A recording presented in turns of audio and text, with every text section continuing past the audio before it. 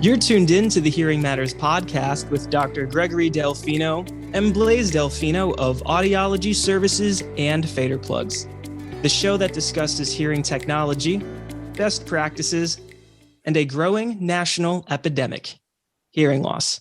This is episode 18 of the Hearing Matters podcast, and I have to say, we are very honored and excited to have Mark Truong from Australia on our show today. Mark, thank you so much for joining the Hearing Matters podcast. Thank you, Blaise. It's a real honor to be on the show. Like I said, we are so excited to have you on the show. And Mark, again, you are in Australia. So right now it is 10 a.m. It's Saturday at 10 a.m. in Australia right now because it's 6 p.m. in the United States where we are. So it's pretty incredible. This is our first international podcast interview, so we are honored to have you on. Thank you so much. It's always great to be on the other side of the microphone, being able to really share my story and not have to think so hard, having to answer or pose so many questions. Sure. No, absolutely.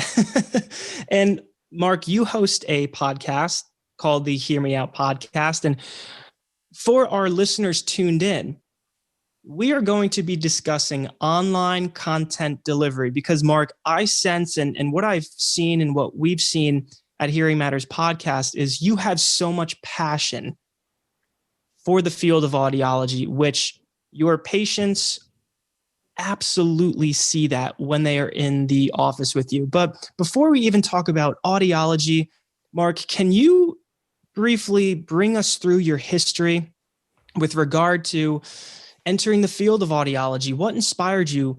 We want our listeners to learn about you and to understand your passion and to learn more about your passion of the field of audiology.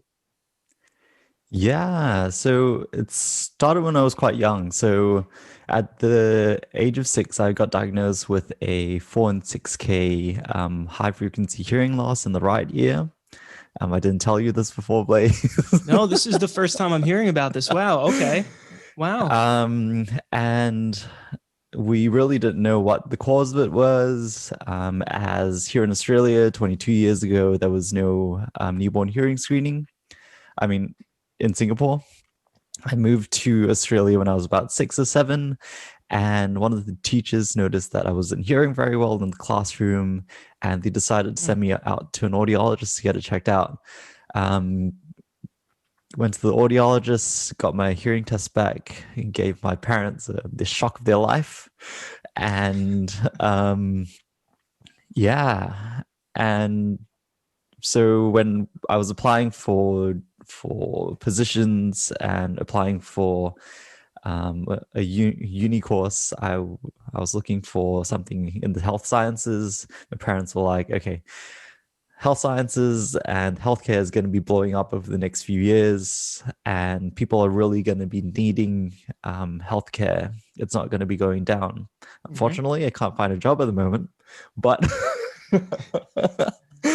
but yeah, it's the way of the world right now. But the future looks good, especially in the field of audiology. And I've always loved technology. I started a computer building business. I've done all sorts of stuff in the tech space. Wow. And I've also got left-sided tinnitus. So I've got left-sided tinnitus and right-sided hearing loss.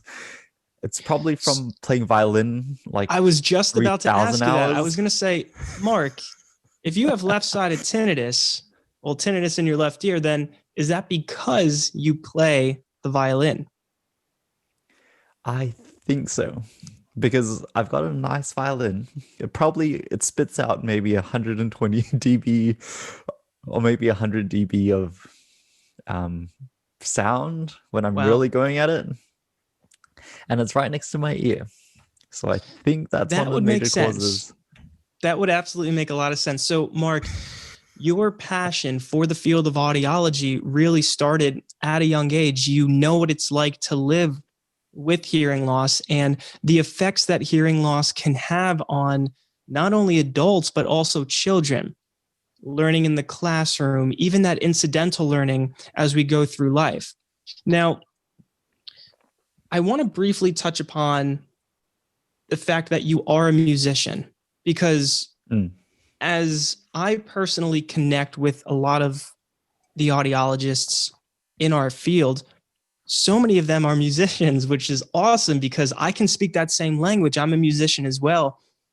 Can you briefly share with us what your journey with the music has been like?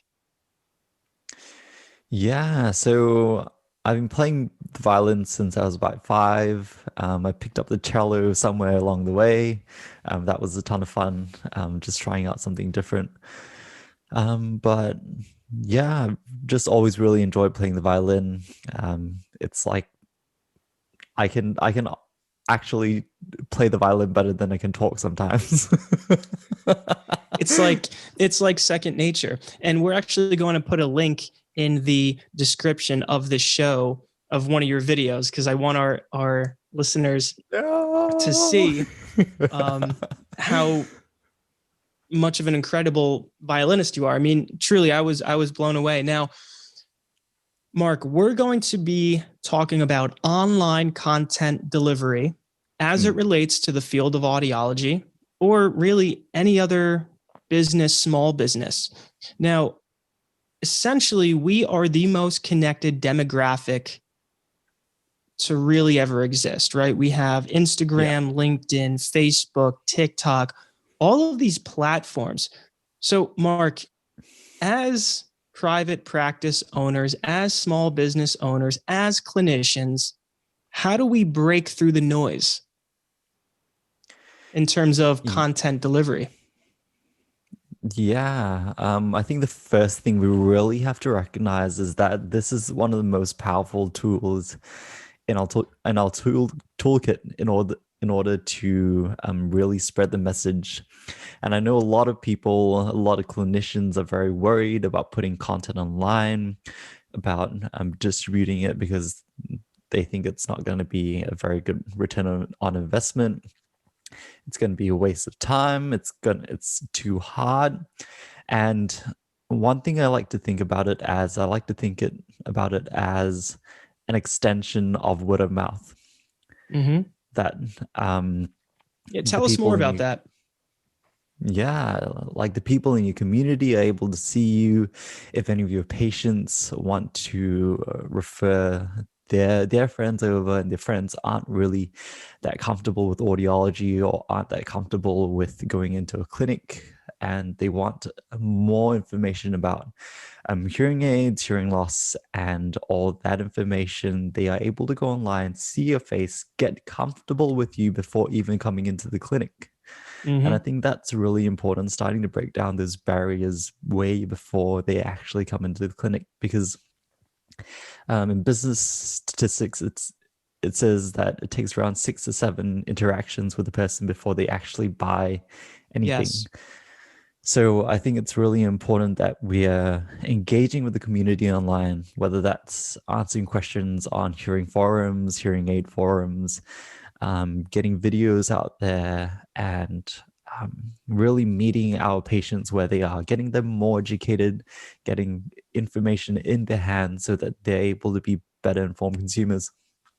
Absolutely. And Mark, to echo everything that you're just saying, when we talk about online content and you say a lot of the drawbacks, and the clinicians, they're running their practices and seeing patients, and when do I have time to create this content?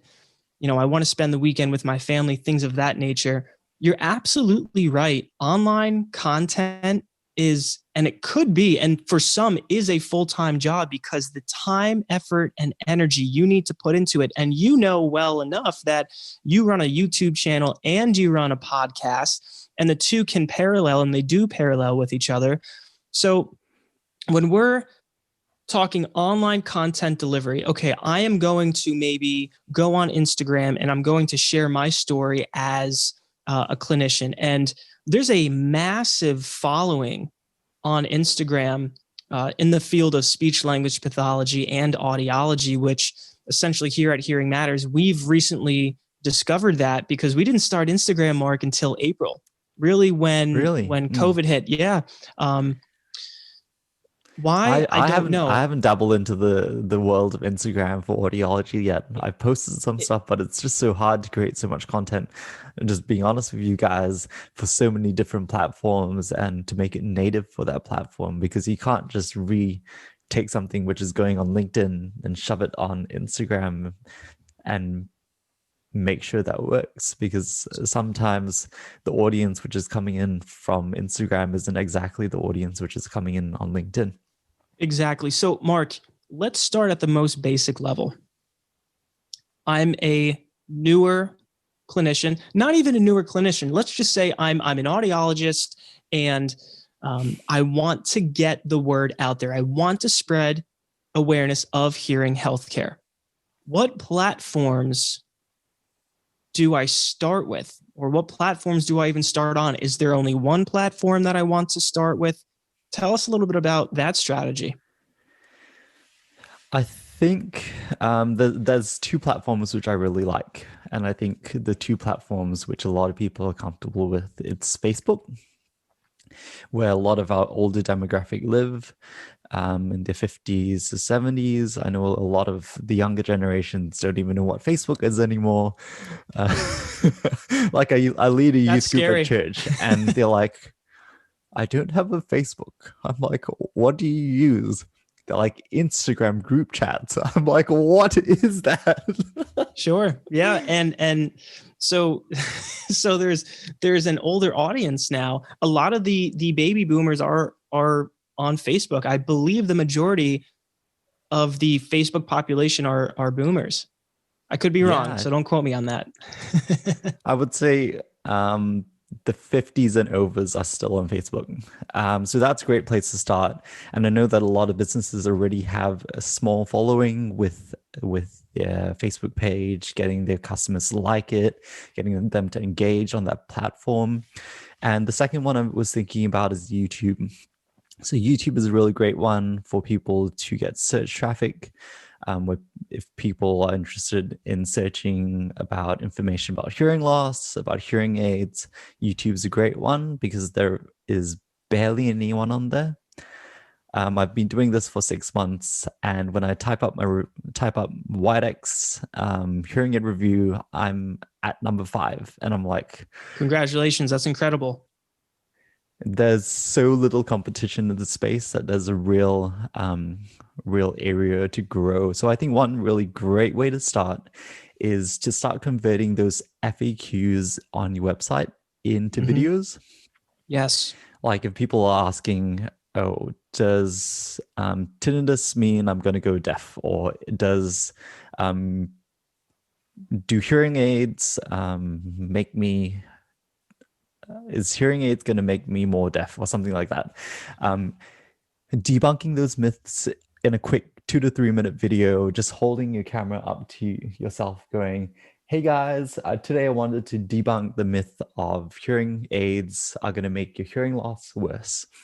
And just going But that's scary, Mark, right? Holding your phone in front of you, that's scary. So would you say that, okay, so we've selected a platform for this episode, we'll just say Facebook. So we've selected Facebook as the selected platform that we want to build on. But then we also have the barrier, essentially, of, well, I'm a little nervous on camera. Did you experience that at all when you first started of kind of breaking through that own personal barrier of, I'm not too comfortable talking to myself with a camera facing me? Because this is big for online content delivery. It really is. Yeah, I've a few weeks ago I went back to look at some of my old videos, and I was like, oh gosh, what was I saying? How did I articulate that? That was absolutely terrible. And yeah, especially at the start, it's super daunting. You put up the camera, you spit 3 words out, you freeze in frustration and nervousness, and then you turn it off. One thing I did before I started the Hear Me Out podcast 18 months ago is I actually started a like a devotional thing on Instagram where I would shoot daily devotions, 1 to 2 minute clips, post them on Instagram, and I did 50 videos in the span of like 2 months. Wow. And that worked out all my nerves. So there was nothing riding on it, no real following. It was just a great platform for me to get my nerves out, creating videos on the daily. And I love that strategy, Mark. I'm sorry for cutting you off, but for those listening right now and those tuned in, that strategy that Mark talked about is incredible to work out your nerves. You know, you don't have that big of a following right now, so just get the nerves out on that, maybe on a separate platform you're even going to work on. I like that a lot. There's something you're passionate about, whether that's gardening or whether that's knitting or whatever not, or whether it's music or your instruments. If you're really passionate about something, you will know how to talk about it for the next half an hour to somebody in front of you. And it's just trying to convert that passion from in person into online. And I think a lot of us are getting more comfortable with online, especially since we're having thousands of Zoom calls every day since COVID happened. And yeah, just treat it like a Zoom call. Mark, I'm curious to know when you first started, because you are a younger clinician, did you ever have the fear of, well, you know, maybe some of these seasoned audiologists are going to question what I'm doing, question the content I'm releasing? Did you ever have that fear when you started or even to this day? Yeah. There has been some feedback. There has been some people who given me some responses, but I realized when you're producing so much content at scale, when you're releasing it each and every week, people stop caring about the small things you make, and they start caring about the overall picture and the overall message that you give. Because they know that you're credible because you made all those videos. 95% of them sound okay. 95% of them are true and on straight line, while 5% of them may be, well, the info may not be that accurate, because when you're creating so much content, things just fall through the cracks. They do, and we're all human. We're all human. And some of it may just be controversial, that you're talking about a topic which not everyone's comfortable about, like telehealth was 12 months ago. Yeah, no, absolutely. And I was curious to know, because I think as content creators, as individuals who are so passionate about the field of audiology, it was just a question that I think a lot of content creators, they don't really think about, or they don't really discuss it. It's not really discussed. It's sort of that elephant in the room. But a lot of it comes down to confidence. So when we're discussing online content delivery, you've selected your platform or the platform that you want to start with. And a lot of it comes down to strategy, Mark, right? Like, what is our strategy? You mentioned engagement, insights, things of that. Of course, engagement and insights are two completely different things. So you start your Facebook page. Now what? You want engagement, as you were saying. Why is engagement on these social platforms so important when you're starting your social media journey? Well, what were you saying before? Don't be too concerned about the engagement at the start. Get your nerves out. Make sure that for the first 20 videos, you're just getting comfortable, or the first 10 videos. Like for the first 10 podcasts that I did, I had no clue what I was doing. I'm on episode 25 now, and I'm like, okay, I can do it in my sleep. But for the first 10 videos, I was like shaking in my chair and trying to get the nerves out. But engagement is really important. making sure that your patients which are coming into the clinic know that you have that platform where they're able to speak with other customers in the same situation as them, and able to really get that community going. So that it's also really important, especially if you're going on holiday, if you're taking a break over Thanksgiving or Christmas. That's a really great place for people to just get updates of what's happening. If you got a new dog, you can post that photo. If you have a Personalizes new you, right? grandchild, you can do that. If somebody gave you a beautiful gift like a bunch of flowers, you can post that. I think that's also a really, really great way to start, just introducing your audience to those small wins in your life. And I think that may be a lower barrier to entry than starting a video. Mark, when you first started, and this is something that I admire as a clinician and content creator about you, is that you seek counsel. You're not afraid to ask questions. How much of that strategy and just essentially being curious, how much would you attribute that to the success of your Hear Me Out podcast and your YouTube channel? I would say that's 50%. Wow. That's a lot. That's a lot. That's a large percentage. I would say it's a half getting the advice and half the hard work, putting in the hours, putting in the sweat and tears, and really just hustling it for the first 12 months. When you're seeing no numbers, you're seeing no growth. And zero, goose egg, right? Well, not zero, like, but yeah. 50, 100, where you're seeing all those YouTubers at like thousands and millions of views, and you're sitting there after 12 months and it's 200 views. You're like, what is this thing? How do you grow this? Do I keep doing this? And I think, Mark, that is something that we live in a day and age that so many individuals want that instant gratification of, well, I released 2 videos and I better get X amount of views.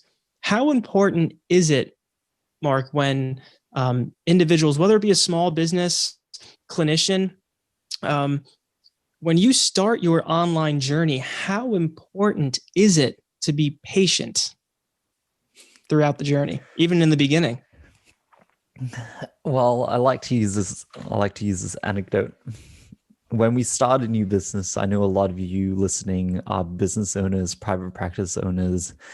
For the first 12 months, you don't really get much referrals. You don't really get much people coming back in, because you're just building those relationships with the people coming in. It's a really, really long slog until maybe in the second year or the third year, when people start coming back, or they start referring you to their friends, when they've already got comfortable, built that relationship with you. And it's very similar online.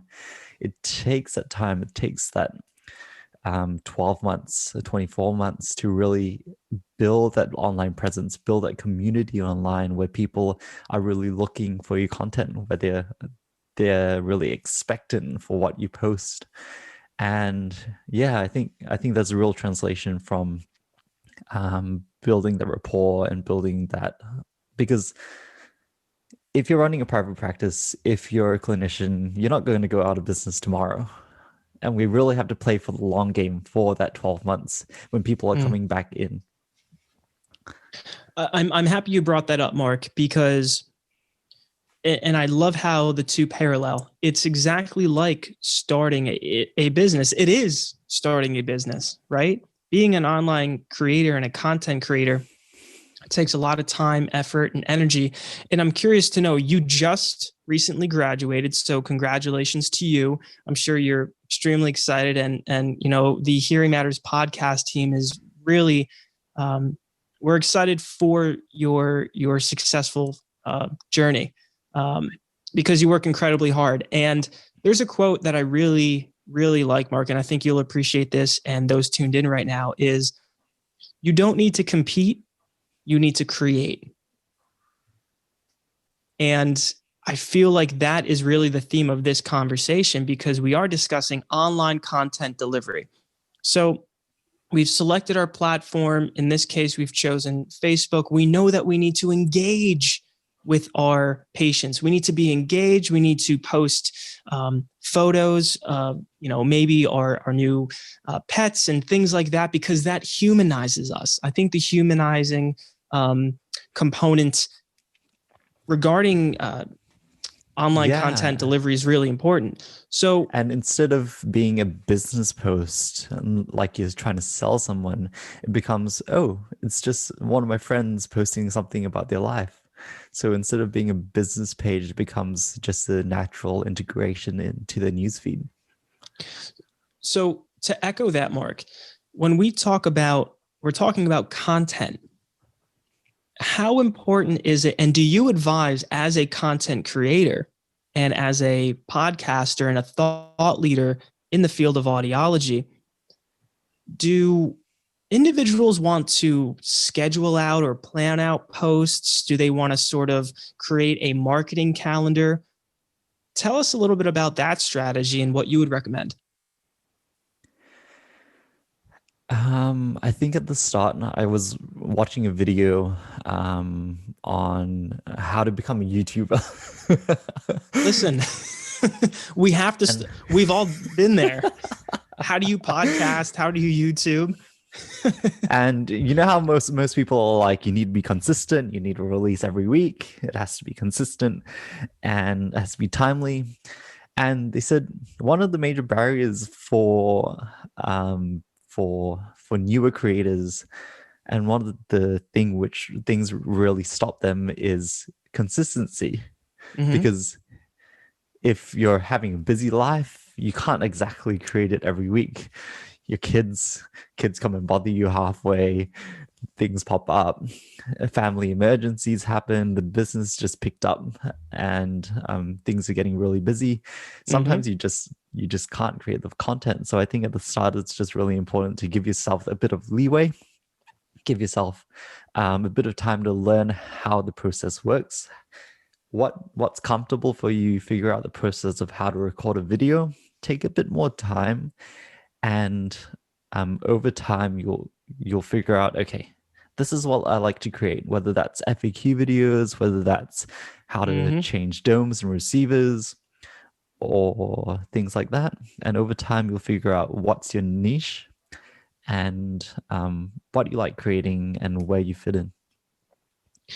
It's interesting you say that, Mark, because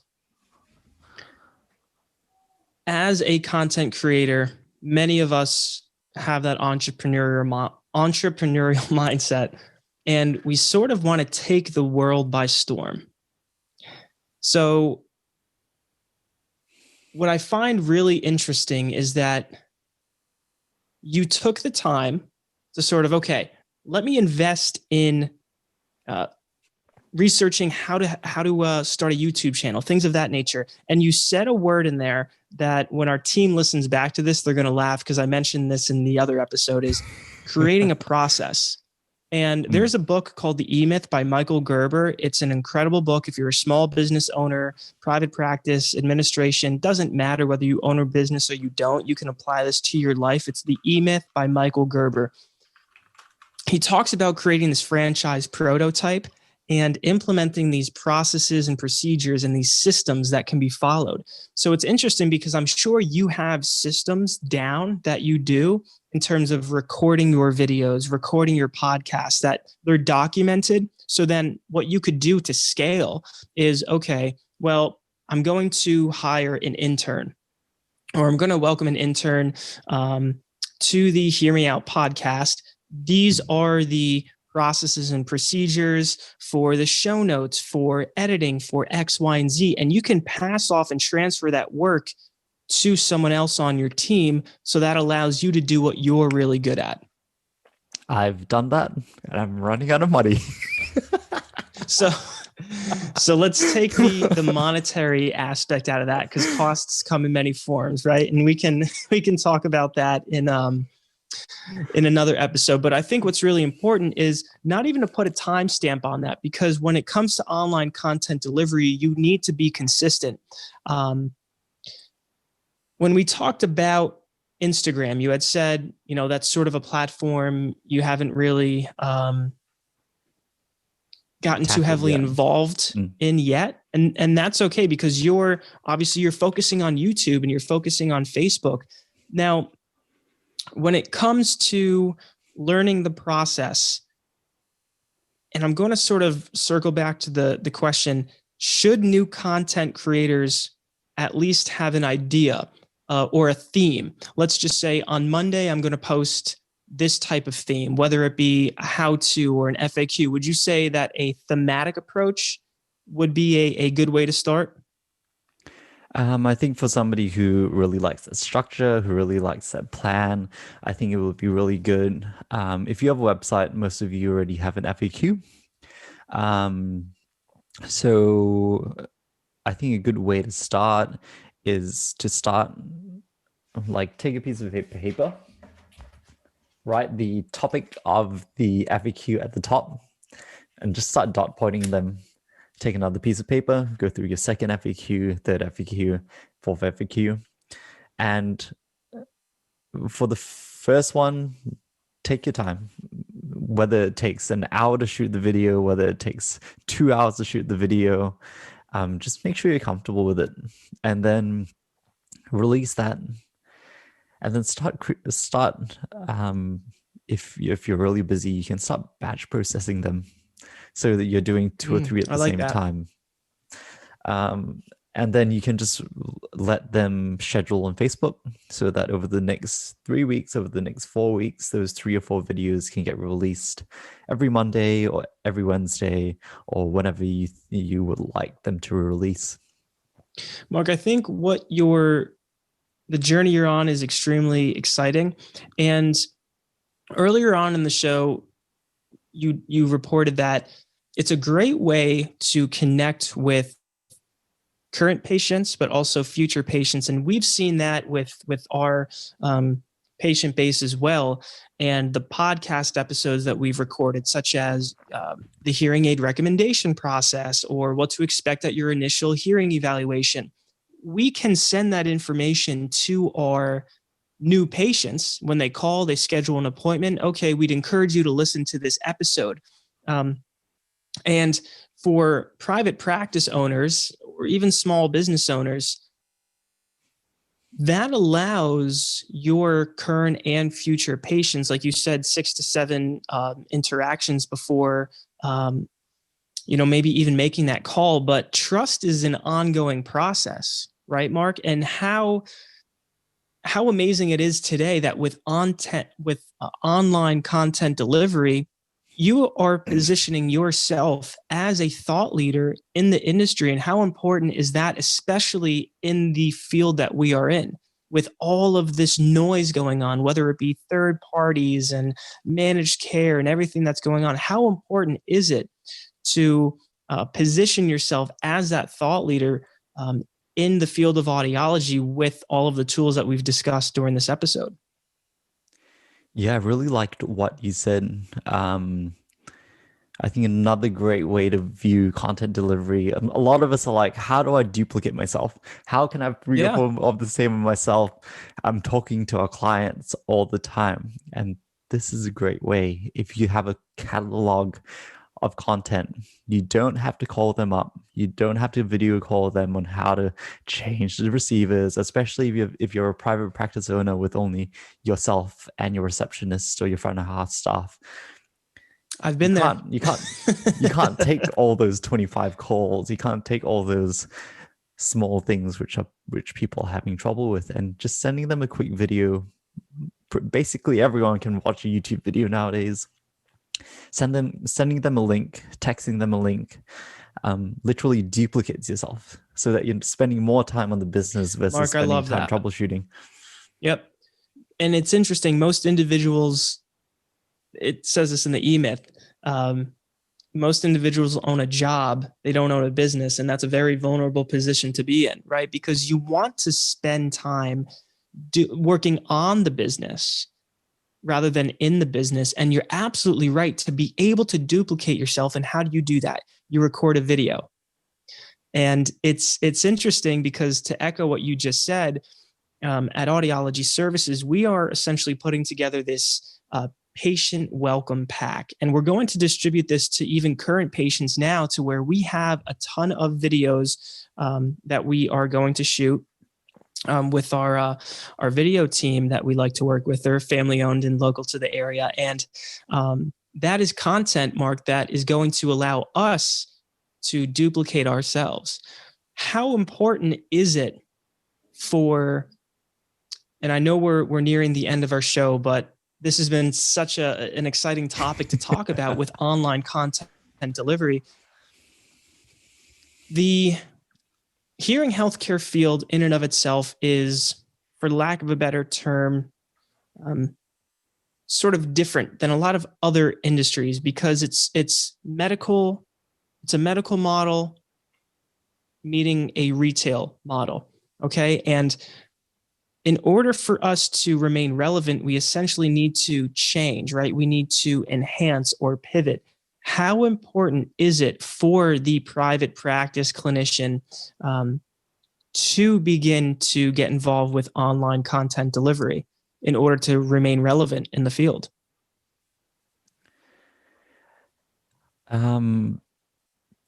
I think a lot of us are really comfortable where we are.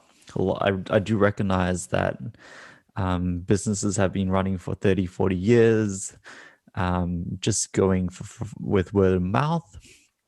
But we've got to realize that the baby boomers are really seeking more information on YouTube, and they're seeking more, their kids are seeking more information.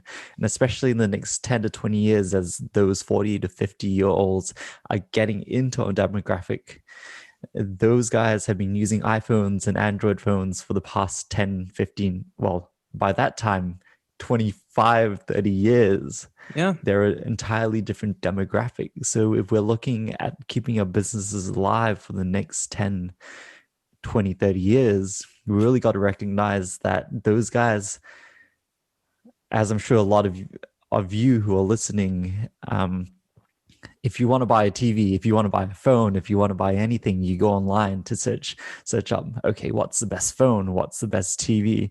What's the best microwave? All of that. We go on YouTube immediately. And we've got to realize that our generation, the next generation, are seeking that. They are looking for that kind of information. And as the baby boomers go off and the next generation comes in, we really got to be cognizant. Yeah, cognizant of what they want. We'll go with that word. Yeah. I truly, I agree with everything that you just said there, because we need to continue to innovate, right? And there is that aspect of being comfortable. You know, maybe you've been in practice for 30 years and you're the most well-known office in your particular area. However, being comfortable is being in a vulnerable position, because if you don't innovate and if you don't create, you essentially remain stagnant. And that's what we talked about with Laura Camus on the last episode. If we don't change and we don't implement, especially as, you know, when we talk about we're hearing healthcare providers, we're talking about hearing technology. Hearing technology is constantly changing and enhancing, and we need to change with the times. So changing with the times is delivering information correctly in a timely manner.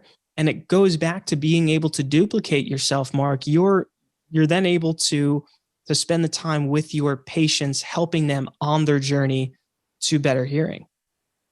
And what you said about getting the right information and accurate information is really important. If you as a business owner is not comfortable with what's online, if you're not agreeing on what's online, the only way to change that is to be online. If you're not if you don't like what's out there with those dodgy hearing aids, with those snake oil salesmen online, the only way to break through the noise is to be in the noise and to make your voice known. Mark, you and I could discuss online content delivery for the next 2, 3, 4 hours, but on behalf of the Hearing Matters podcast, we just want to extend our gratitude. Thank you so much for coming on the show. Again, congratulations on recently graduating, and we're so excited for your future successes.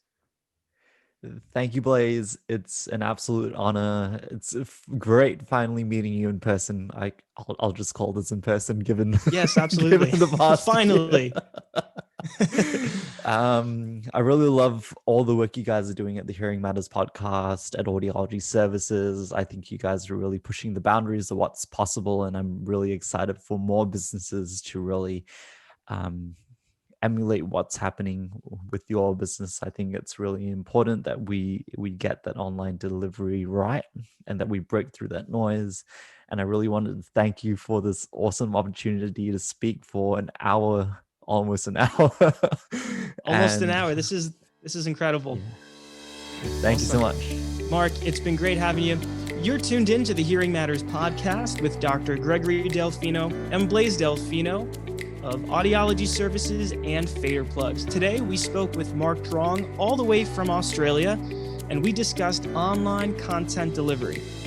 Until next time, hear life story.